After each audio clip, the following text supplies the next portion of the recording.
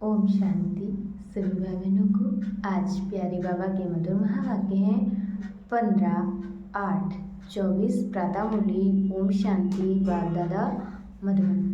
बाबा बोले, मीठे बच्चे, बाप आया है तुम्हें सच्ची स्वतंत्रता देने।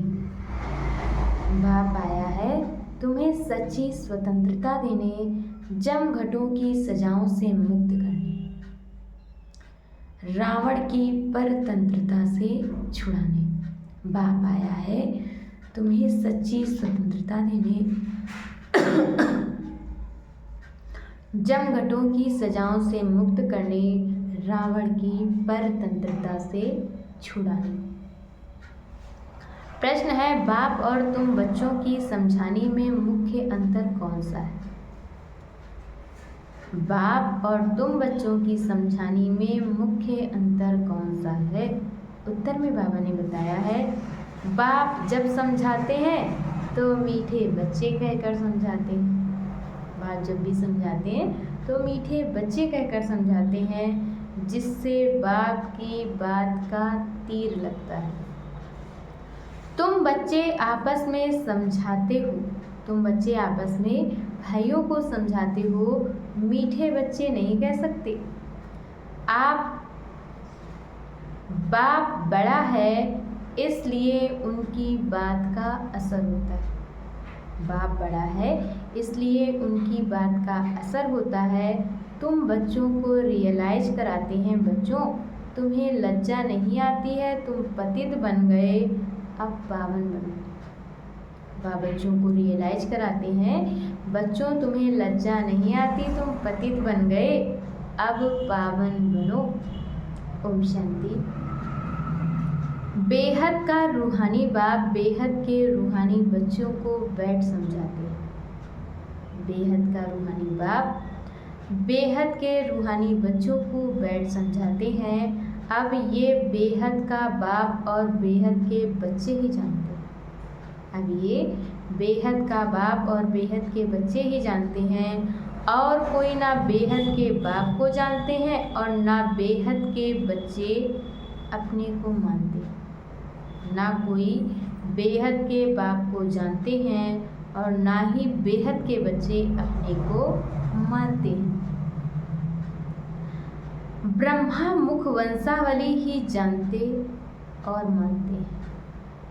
ब्रह्मा मुख वंशावली ही जानते और मानते हैं, और कोई ना बेहद के बाप को जानते हैं, और कोई तो मान भी नहीं सकेंगे। बाबा कहते हैं और कोई बच्चे तो मान भी नहीं सकेंगे। ब्रह्मा भी जरूर चाहिए जिसको आदि देव कहते हैं। ब्रह्मा भी जरूर चाहिए जिसको आदि देव कहते हैं, जिसमें बाप की प्रवेशता होती है। बाप आकर क्या करते हैं? क्वेश्चन मार्क दिया है बाबा ने कि बाप आकर क्या करते हैं? कहते हैं पावन बनना है। बाप की श्रीमत है अपने को आत्मा निश्चय करो। बाप की श्रीमत है कि अपने को आत्मा निश्चय करो। बच्चों को आत्मा का परिचय भी देना है। आत्मा भ्रकुटी के बीच में निवास करती है।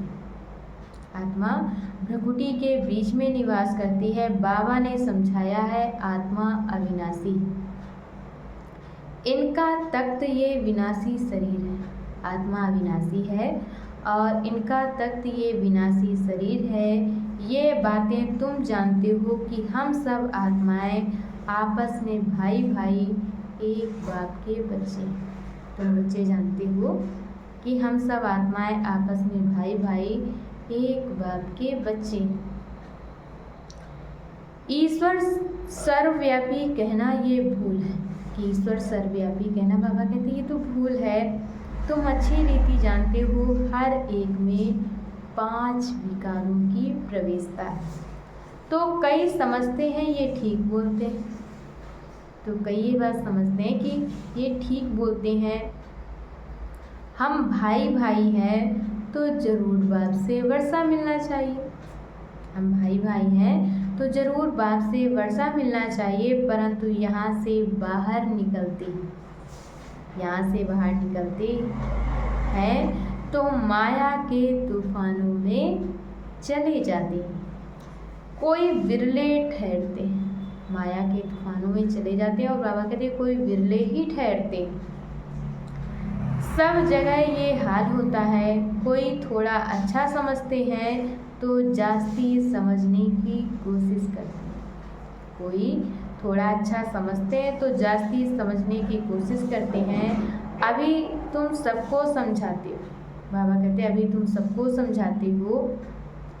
अगर कोई जास्ती अटेंशन नहीं देते हैं तो कहेंगे ये पुराने भक्त नहीं है।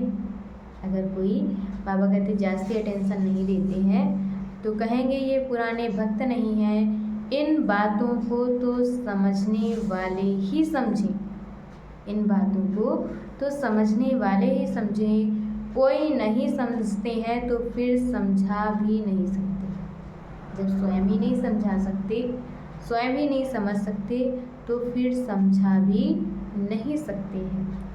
तुम्हारे पास भी नंबरवार, बाबा कहते तुम्हारे पास भी नंबरवार है।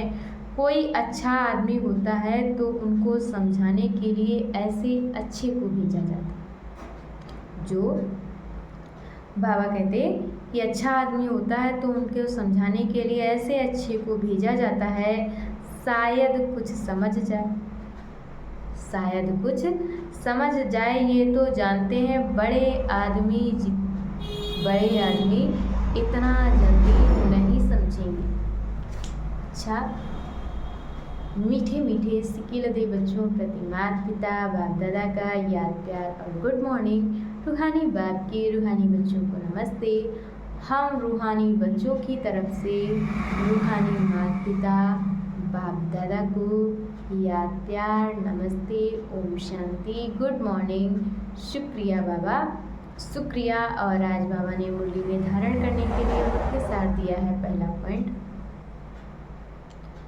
एक बाप मिला है इसलिए किसी भी बात का गम अर्थात चिंता नहीं करना है। एक बाप मिला है इसलिए किसी भी बात का गम अर्थात चिंता नहीं करना है।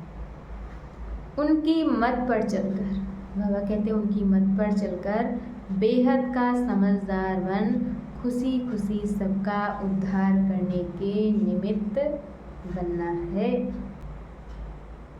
बाबा कहते हैं उनकी मत पर चलकर बेहद का समझदार बन खुशी खुशी सबका उद्धार करने के निमित्त बनना है।